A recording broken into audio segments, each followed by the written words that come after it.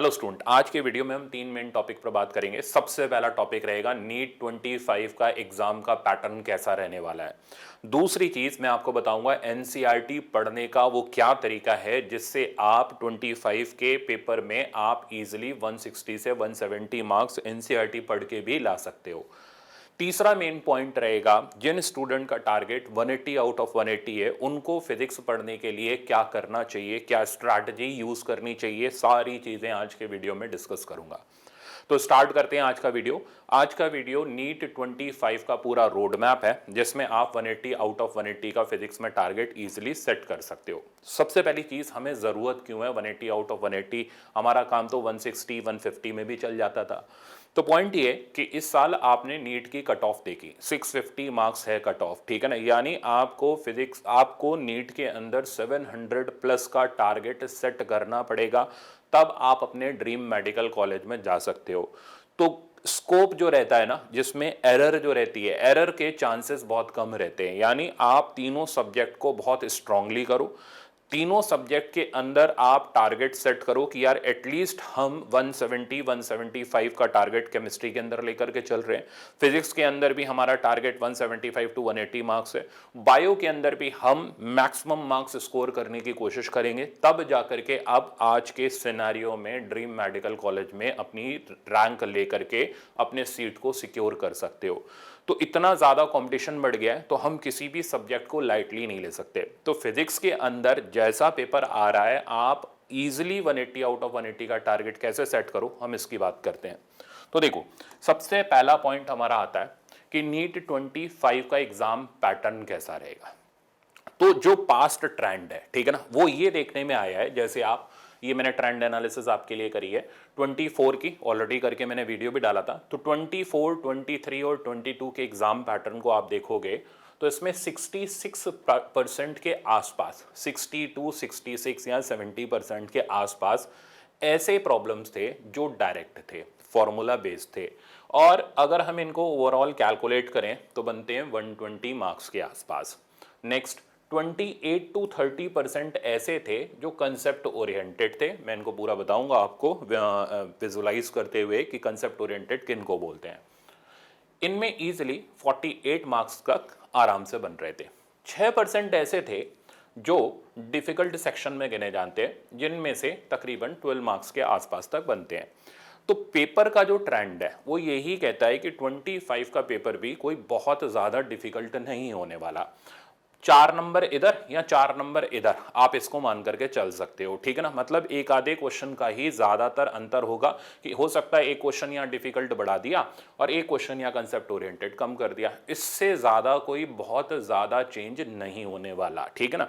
तो फाइट ये है कि जो बच्चा अच्छी प्रैक्टिस करेगा, सक्सेस मंत्र यही है, जो बच्चा अच्छी प्रैक्टिस करेगा, जो बच्चा 180 आउट ऑफ 180 का टारगेट सेट करेगा, वही अपने ड्रीम मेडिकल कॉलेज में जा पाएगा, क्योंकि इतना कट टू कट कॉम्पिटिशन चल रहा है। अब मैं सबसे पहले आता हूं कि आप इन टारगेट को कैसे अचीव करो। तो मेरा वर्डिक्ट तो यही है कि 25 का पेपर का पैटर्न बिल्कुल सेम रहेगा। कोई भी बहुत हार्ड एंड फास्ट चेंजेस नहीं होने जा रहे कि पेपर उठा करके बहुत डिफिकल्ट कर दिया, पैटर्न चेंज कर दिया, ऐसा कुछ नहीं है। जैसा है वैसा ही रहेगा। थोड़े बहुत एक आधे क्वेश्चन इधर उधर हो जाए वो इजिली मैनेजेबल है। तो अब सेट करते हैं हम कि यार हम 25 की तैयारी कैसे करें, ठीक है ना। हमें 25 की तैयारी कैसे करनी चाहिए। तो देखो, सबसे पहले आपको फोकस करना चाहिए कि यार मेरे जेब में ये 120 मार्क्स किस तरीके से आए, ठीक है ना। ये बहुत क्रूशियल है, हम किसी भी चीज को लाइटली नहीं ले सकते। तो जैसे, तो सबसे पहला टारगेट रहेगा आपका 120 मार्क्स का, ठीक है ना। अब इसके लिए मैं आपको दिखाता हूं नीट 24 का पेपर, ऑलरेडी आपने देखा हुआ होगा, मैंने भी डिस्कस किया हुआ है। आप इन प्रॉब्लम्स को देखो, ये प्रॉब्लम ऐसे प्रॉब्लम्स हैं जो डायरेक्ट एनसीईआरटी के फॉर्मूला बेस्ड प्रॉब्लम्स हैं, ठीक है ना। तो ये जो 120 मार्क्स आप इजीली ला सकते हो, इन पे बेस्ड जो प्रॉब्लम्स होते हैं ये सीधे सीधे फॉर्मूला बेस्ड होते हैं।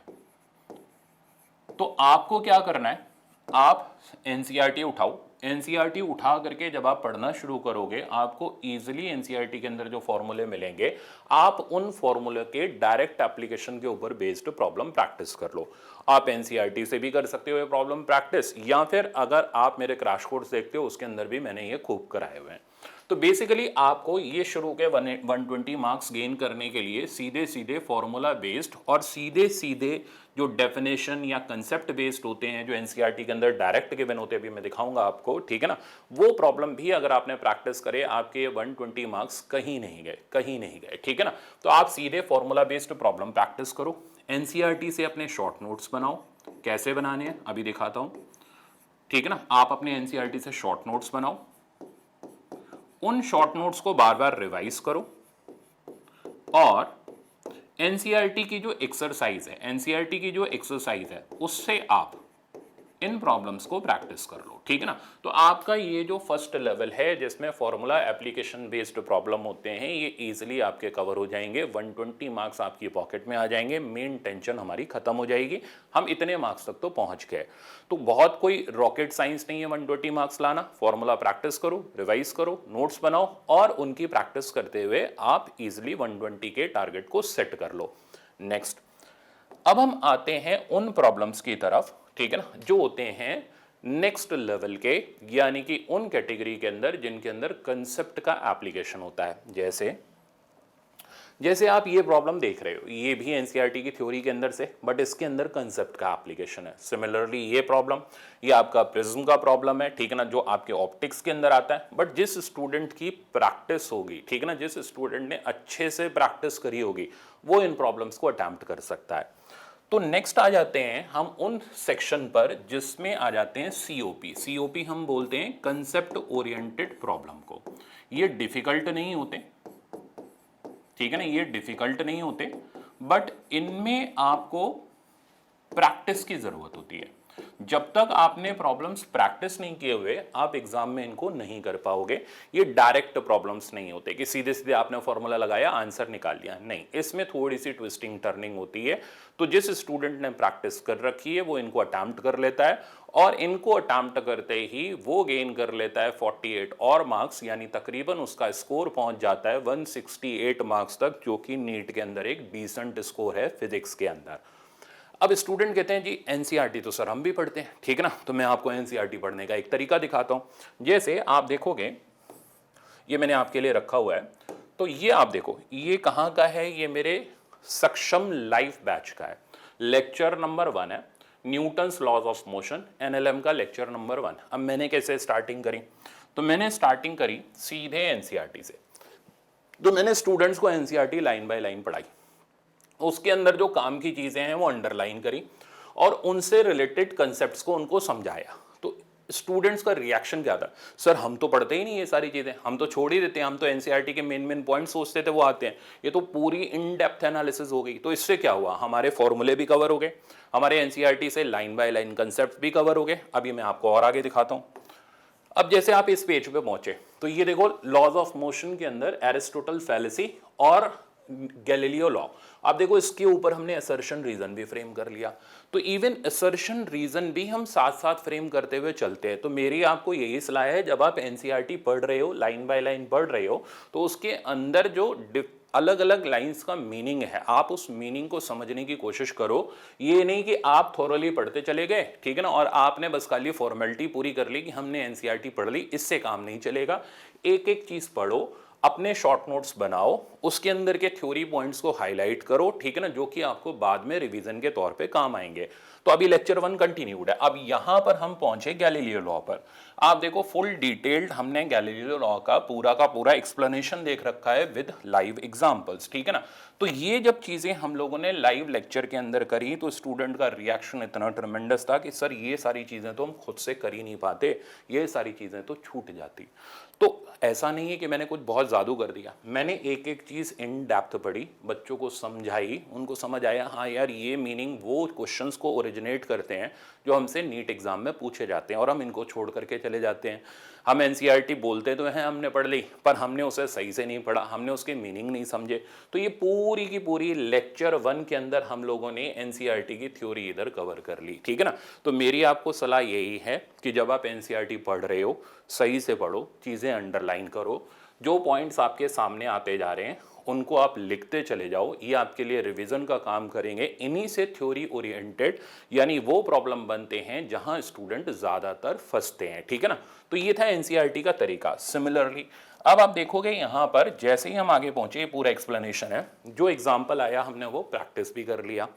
नेक्स्ट लेक्चर जो इसका था, क्योंकि हमने लॉज ऑफ मोशन तक यहाँ पर पढ़ा, तो नेक्स्ट लेक्चर के अंदर मैंने क्या किया, एनसीईआरटी और एग्जाम्पलर के प्रॉब्लम्स उठाए और स्टूडेंट को प्रैक्टिस करवा दिए, ठीक ना। Practice is the key.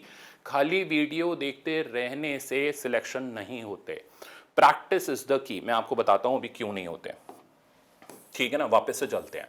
तो एनसीईआरटी पढ़ने का प्रॉपर तरीका मैंने आपको दिया कि लाइन बाय लाइन पढ़ो, ठीक है ना। लाइन बाय लाइन पढ़ते हुए जब आप उसमें चलोगे, ठीक है ना, तो आपको पता चलेगा कि यार ये वो पॉइंट्स हैं जो हमें आते नहीं थे और इनके हमने अगर नोट्स बना लिए तो फाइनल एग्जाम में ये हमें बहुत हेल्प करने वाले हैं। तो कंसेप्ट ओरिएंटेड प्रॉब्लम आप लाइन बाय लाइन, ठीक है ना, line by line NCERT follow करो, ठीक है ना। एनसीईआरटी फॉलो करो, साथ साथ में उन कंसेप्ट ओरिएंटेड प्रॉब्लम से जो भी असर्शन रीजन बन रहे हैं, आपका फोकस इस पे रहना चाहिए, जो, क्योंकि कहीं और से तो बनाएगा नहीं।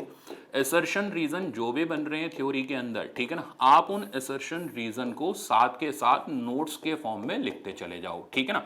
फिर आप क्या करो, जब आपने थॉरली एनसीईआरटी पढ़ ली, अब लास्ट में पहुंच करके आप एनसीईआरटी के एक्सरसाइज के प्रॉब्लम प्रैक्टिस कर लो, ठीक है ना।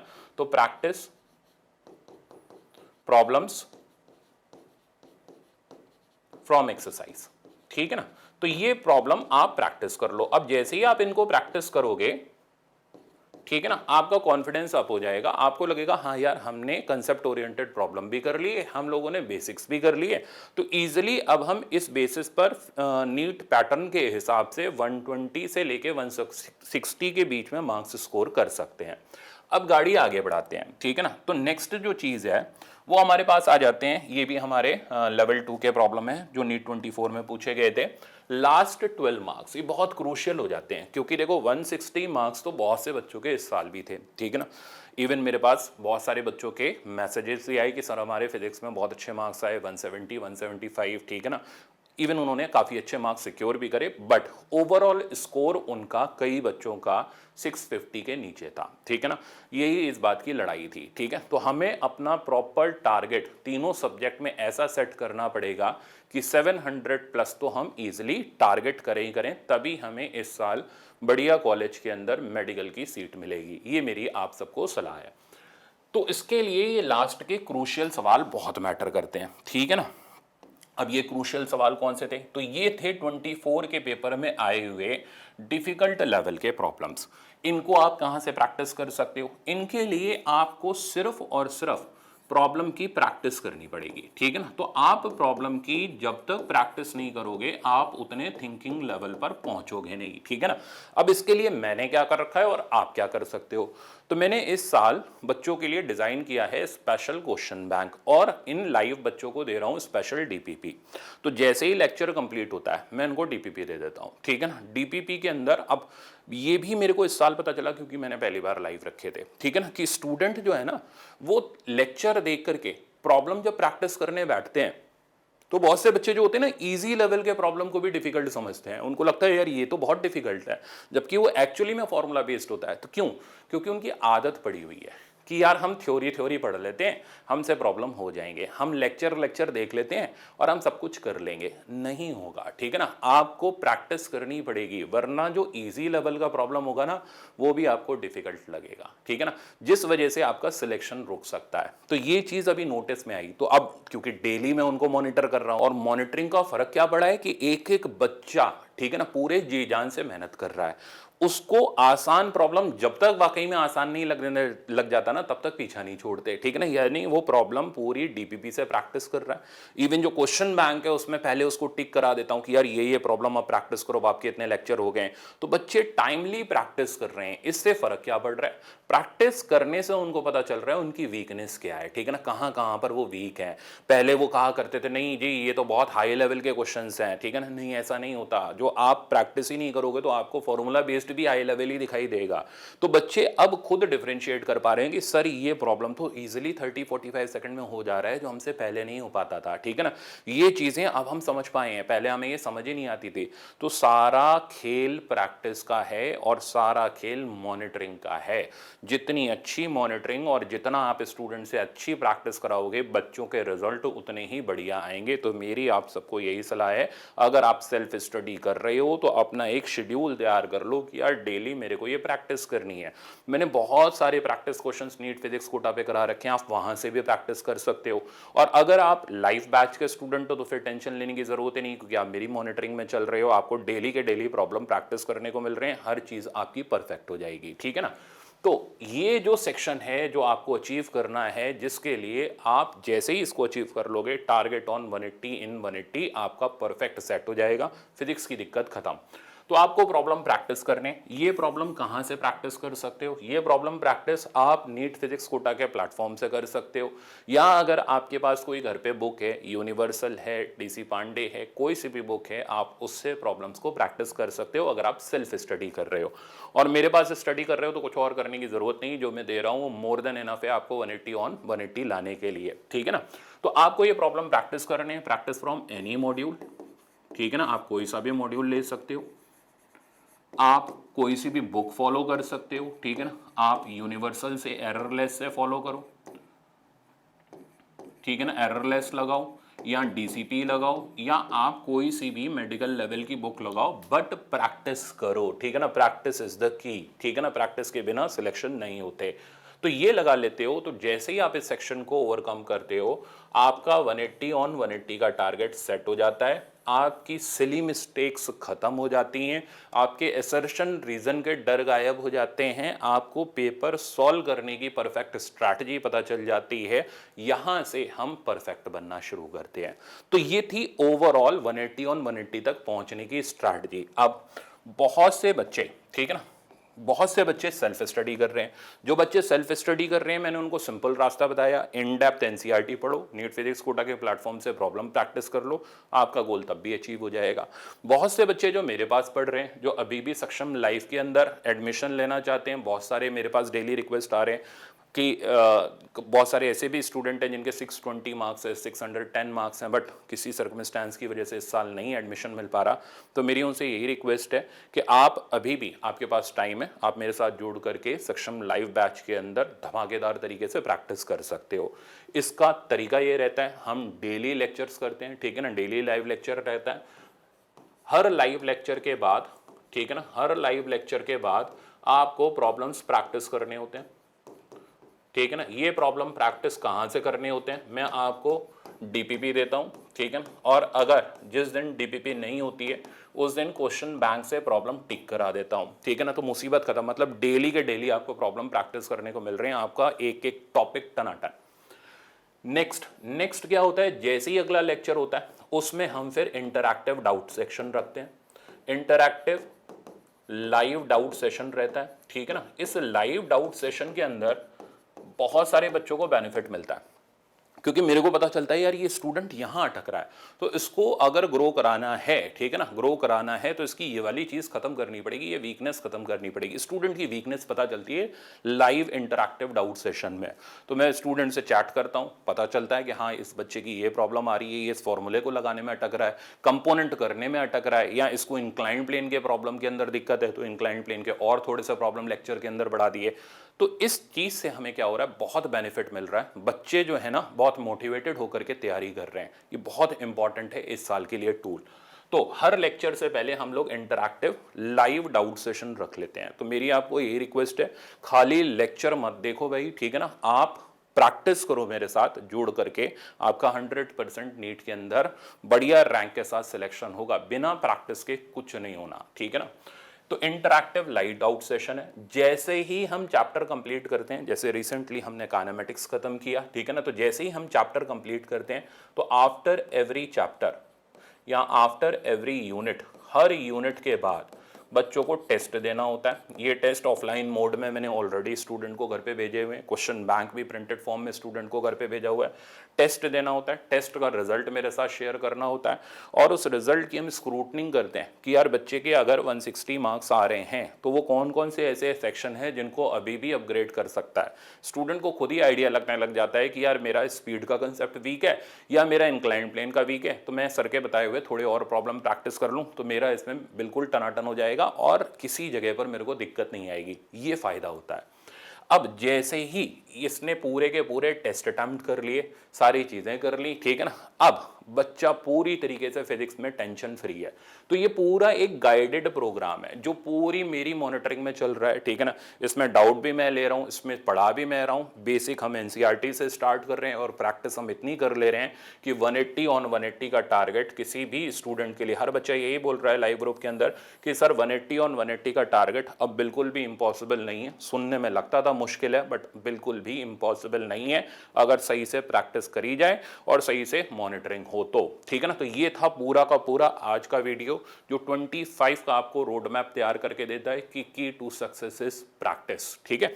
अब बहुत से जो मेरे स्टूडेंट्स हैं, ठीक है ना, जिनके बिलो 650 मार्क्स थे, यहाँ कई ऐसे स्टूडेंट हैं जिनके 600 के आसपास मार्क्स हैं, वो मेरे से बहुत सारे स्टूडेंट क्या कह रहे थे, स्कॉलरशिप के लिए बोल रहे थे कि सर हम वापस से जुड़ना चाहते हैं, हम वापस से तैयारी करना चाहते हैं क्योंकि बैच इतना धमाकेदार चल रहा है।